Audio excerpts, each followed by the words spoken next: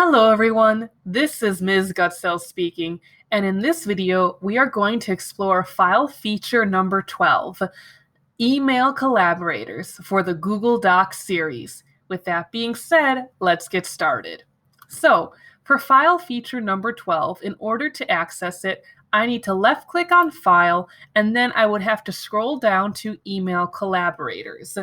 Now, in this case, this document does not have any collaborators on it, but I have put a screenshot of what the menu would look like if there were collaborators in this document.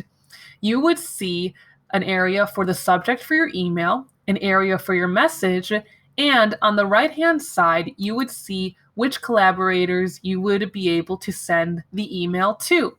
You would be able to select which collaborators you'd want it to go to by checking them or unchecking them. After writing your message and choosing to either send a copy of the email to yourself or even paste the item into the email, you would then be able to send the message or to cancel sending the message so that you can best communicate with your team.